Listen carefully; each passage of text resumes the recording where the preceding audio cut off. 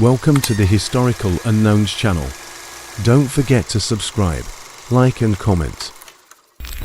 This image shows the first Confederate troops inside Fort Sumter in April 1861. It's a salted paper print, the earliest type of photographic prints on paper. The orange hue is due to high iron content in the water. A pencil inscription reads, "With the new flag of the South now raised and our Southerners in the stronghold at Fort Sumter, we will see which sister states join the cause." A note on the back emphasizes the need for leadership, urging General Gideon Pillow to rally and lead without hesitation.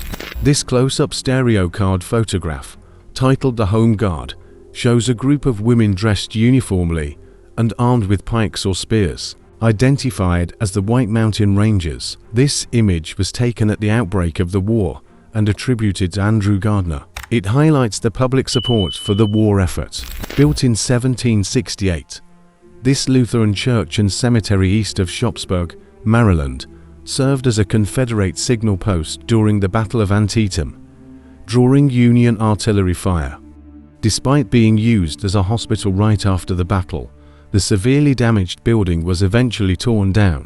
This iconic image from the Battle of Antietam of September 17, 1862, features the Donker Church, which was a focal point for Union attacks on the Confederate left flank. After the battle, the Confederates used it as a temporary medical aid station. The dead soldiers in front of an Anabaptist church create a powerful and haunting image. These Confederate dead in the sunken road behind the wall at Morris Heights were killed during the Second Battle of Fredericksburg in May 1863. Captain Andrew J. Russell, the only non-civilian photographer in the Union Army, captured this photograph just hours after the battle ended. Many photographers staged scenes like this by arranging guns and bodies for more compelling images. Even during wartime, soldiers found moments to enjoy leisure activities. This photograph captures a group of soldiers, likely from a New York regiment in 1861, identifiable by their unique uniforms. This was before the switch to standard federal uniforms, which became more common as the war progressed. The image serves as a reminder that despite the constant threat of battle, soldiers sought brief respites to maintain morale and camaraderie. Scenes like these also highlight the human aspect of war, showing that even amidst conflict, there were moments of normalcy and relaxation.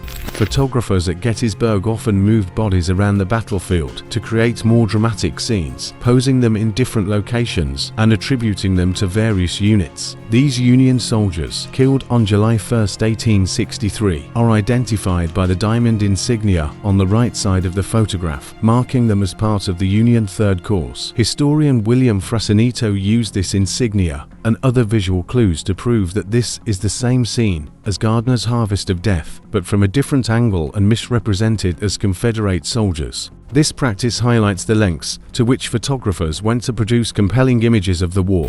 Here we have Confederate prisoners captured in a classic rebel uniform, posing for Matthew Brady. The photo was taken near the Lutheran Theological Seminary on Seminary Ridge in Gettysburg, Pennsylvania. This image is one of the best-known records of Confederate uniforms. You can even see notations scratched into the glass plates negative on the left side. Construction on the Tennessee State Capitol in Nashville started in 1859. According to photographer George Barnard, in his book Photographic Views of Sherman's Campaign, the chosen location was a commanding elevation in the city center, making the Capitol's base higher than most nearby rooftops. During the 1862 siege of Nashville, Union engineers reinforced it and turned it into a citadel. It was the only state capitol fortified during the war. In April 1865, Confederate forces abandoned Richmond, Virginia, setting the city ablaze as they retreated.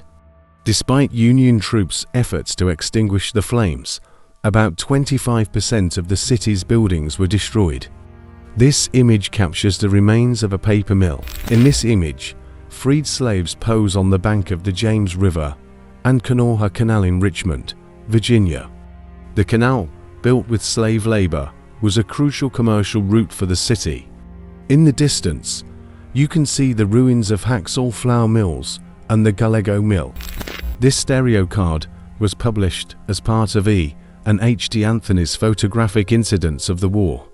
It doesn't identify the soldiers, most of whom looked too young to shave. The locomotive shown above was likely an American Class 440, destroyed when the Richmond and Petersburg Railroad depot burned during the fires that ravaged Richmond in April 1865. The execution of the Lincoln assassination conspirators captured the attention of mourning Americans nationwide. This image's title and caption highlight Mrs. Surratt. There was significant debate about her involvement in the assassination, and many Americans opposed executing a woman. In February 1864, Confederates established Camp Sumter as a prison camp in Anderson, Georgia. The 26-acre rectangular prison quickly became unbearable due to extreme lack of food, drinking water, and medical supplies, severe overcrowding, and poor sanitary conditions. Known as Andersonville by the prisoners, this camp had one of the highest death rates of the war. This rare photograph, taken from the guard tower, shows the latrines and tents used by the soldiers. Of the 45,000 men held at Andersonville, 30% or 12,912 men died while in captivity. Although conditions in northern prison camps like Elmira are also appalling, many Northerners believe the abuse at Andersonville was deliberate and demanded vengeance. Captain Henry Wers,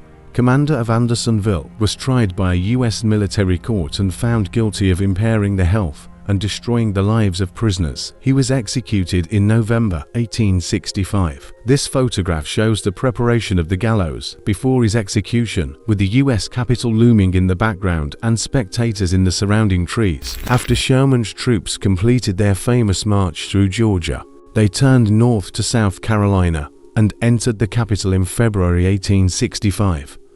It's unclear whether Union or Confederate troops started the fires that ravaged the city. Despite efforts by Union troops and local fire companies, more than 2/3 of the city was destroyed. Sherman ordered the destruction of the city's remaining public buildings before marching out of Columbia 3 days later. This photograph shows the second inauguration of Abraham Lincoln, March 4, 1865, on the steps of the U.S. Capitol. Although taken from a distance, the crowd on the steps and those gathered in front of the building are visible. The dome of the Capitol had been completed in December 1863, making Lincoln the first president to be inaugurated in the completed Capitol. 3 men can be seen seated on top of the building near the base of the dome.